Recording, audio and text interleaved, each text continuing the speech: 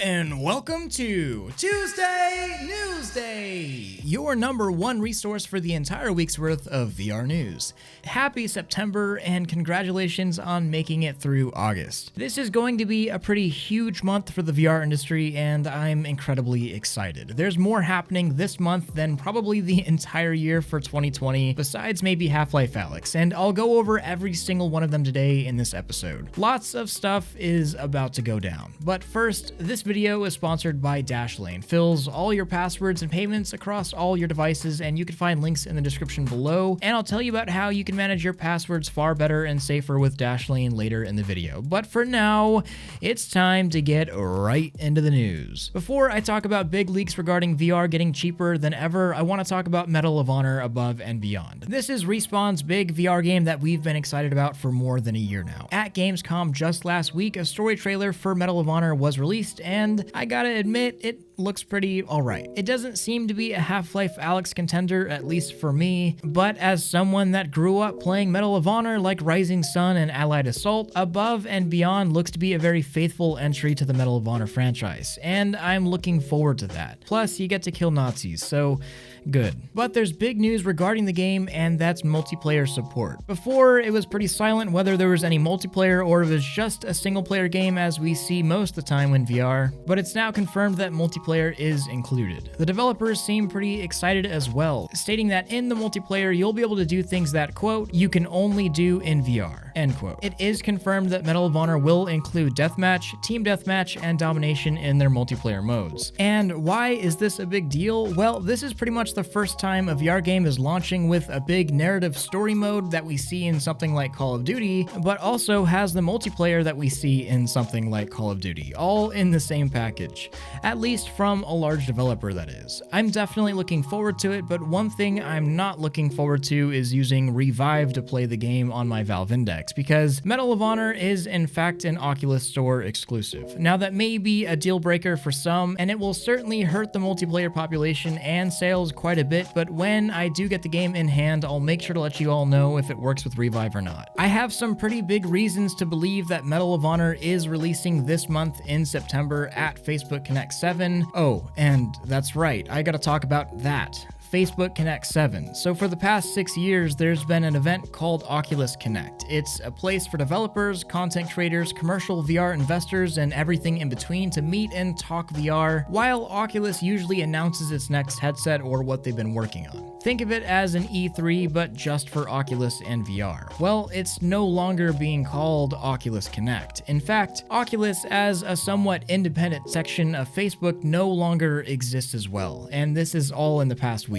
We all know the things that have been happening recently with Facebook getting rid of Oculus accounts and requiring you to now log in using Facebook to use an Oculus VR headset. Well, it was taken a step further by Mark Zuckerberg announcing that Facebook's augmented reality, virtual reality, and home products, and you guessed it, Oculus itself, are now combining to form a thing called Facebook Reality Labs. This means that Facebook is now one with Oculus. Oculus is no longer just a company that Facebook owns and directs. And one bit of fallout regarding this is Oculus Connect disappearing and becoming Facebook Connect. I went to my first Oculus Connect last year in San Jose, and by meeting everyone I met there and seeing the immense passion for VR, it inspired me to do better work on this channel. It's a big turning point for me personally. So while this really doesn't change much, it's still the same event, I gotta say, rest in peace, OC. I never thought that the first Oculus Connect I ever attended would be the last one ever. But about Facebook Connect 7. It will be happening September 16th. That's a little more than 2 weeks away, and I gotta be honest, Facebook and Oculus have been taking a lot of flack lately, and for good reason. But I'm pretty confident that what will happen at this conference is going to change VR forever moving forward. VR has been in a relatively constant upward spike since early 2019, and if everything comes to fruition that has been leaked, well, this is gonna be big news, even if you don't plan on buying anything announced here. So first off, I want to give big credit to my man Eric for president for covering a leaked price for the new Oculus Quest before the official news outlets. Look, they won't credit you, but I will. Leaked prices have been popping up all over the place for a $299 64GB Oculus Quest 2, or what's being called the Oculus Point Reyes by Walmart.com. If this is real and the Oculus Quest 2, which is what it has been called internally, actually launches for $300 in time for the holiday season, it's going to be huge. Not only for the massive amount of people that will undoubtedly buy their first VR headset this holiday time, but also for the game developers and us, the people in VR now. Player populations will massively increase and possible revenue made from VR applications will go through the roof. And it seems that Oculus is the only one targeting this price point, which is really cheap entry-level VR, and that does suck. But in the end, this could mean that by early 2021, because of this month's event, the entire population of VR users could effectively jump up by 30 to 40%, which is massive. It's already been stated that Oculus is manufacturing 2 million of these headsets to be sold, and considering it's been estimated that the current Quest has only sold around 100 million units, that's a pretty gigantic number. Tag that along with a few big game launches coming at the same time, and Facebook Connect 7 is looking to be a pretty big event for the VR industry. Mark Zuckerberg had this to say, quote, "I'm looking forward to sharing an update on all of this work on September 16th at our Facebook Connect event. We've got some exciting new products coming up, and I'm excited to show what we've been building," end quote. But September isn't all about Oculus. On the other side of the coin, we have the headset that I've been extremely excited about, the HP Reverb G2, a collaborative project between Valve, HP, and Microsoft to bring what looks like the best Windows mixed reality headset made to date. And it's also officially launching this month, supposedly the exact same date as Facebook Connect 7, September 16th. I've got one on pre-order so I can make videos about it the second it arrives, but so far from people that have gotten engineering samples and pre-manufacturing units have nothing but praises for the headset. It boasts a pretty ridiculous resolution of 2160 by 2160, has the same great audio and head strap design as the Valve Index, and has improved controllers that work better with existing VR software. Sources like Tyrell Wood, a friend of the channel that has received one of these units, has said how great the visual experience is on the headset. It's supposed to be insanely clear and looks great as long as your PC can handle it, of course, which is the biggest problem with the G2. As great as it sounds, the 2160 by 2160 that it has is a lot of pixels to push in VR. And it is a PC VR only headset, so unless you have fantastic computer specs, I'm not sure it's for you. But if it is for you, this month is gonna be pretty exciting. There have been a lack of really good PC VR headsets basically since the Valve Index's launch, so I'm looking forward to be able to recommend something that's not the Index for once. But of course, I'll have to have it in hand first. But there's another headset that's coming that looks pretty incredible, and it's also coming this month. But before I cover that, it's time for a meme break! Me after buying my Quest. Me 2 months later seeing everyone hate on Facebook. Look, I see it all the time, and I feel a little awkward to be honest. People are just so excited to be in VR at all. Then you got Bob yelling about privacy over in the corner when you're just trying to get some VR action. I get it. But at the end of the day, VR is just cool, and I think it's important to remember that, even if you have to sign away your firstborn child's DNA to Facebook just to get in.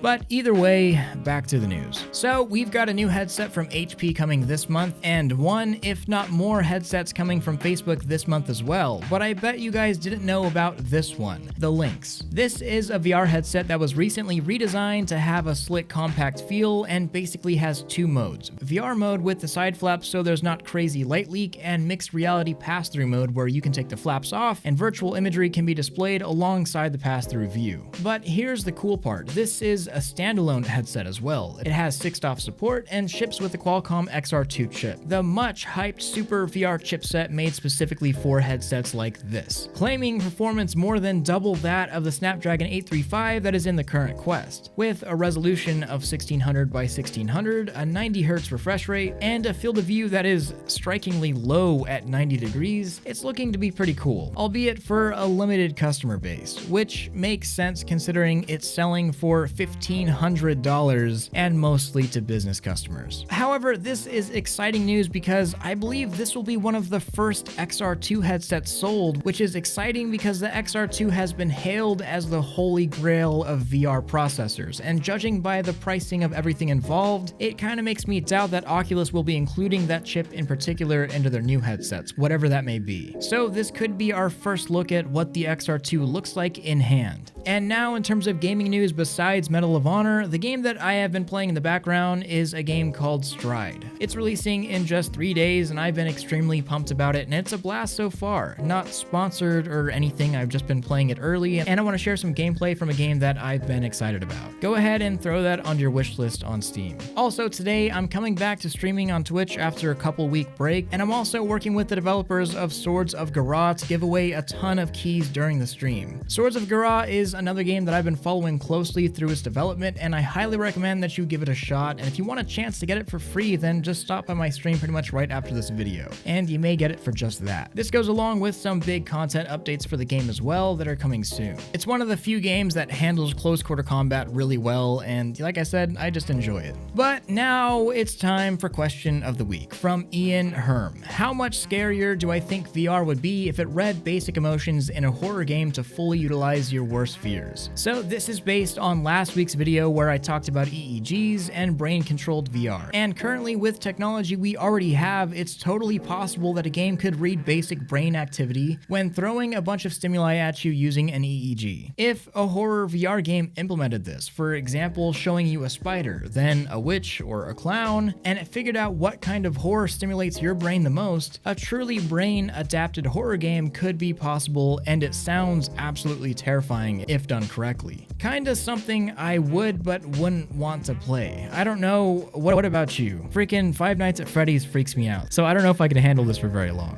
By the way, I said if we hit 10,000 likes on last week's video that I would buy an EEG add-on for my VR headset, and well, we're at 15,000. So I bought it, it's on its way, and the video I make with it will probably be pretty awesome. Make sure to leave your own question of the week below. I may just answer yours next, but before I talk about more details on the stream giveaway, I want to talk about some internet password security.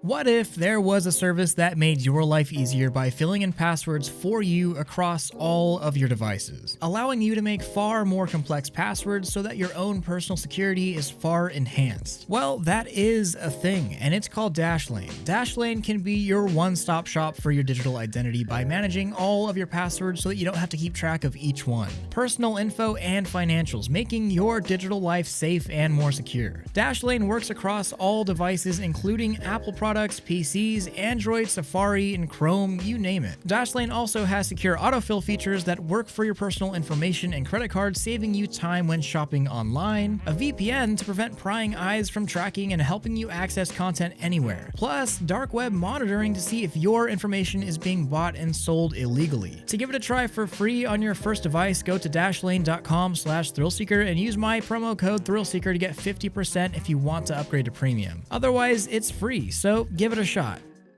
So remember, stream today, huge Swords of Gurrah key giveaway, so come on in. And enjoy the stream as we talk all about VR, and join in my Discord for updated scheduling on that. I want to thank all of my Patreon supporters, especially my Omegas like Benji, Chunkawunka, Fusion Oak, HCG Randon, Insomniac, JQ, Crosslawn, Zimph, Ronzarelli, Token Engineer, Tristan Sloan, Truekilla, and Very Evil Shadow. I literally couldn't do any of this without you. Don't forget to like this video if you loved it, subscribe if you want more of this, and hit that freaking bell if you just can't live without it. Much love, Thrill out.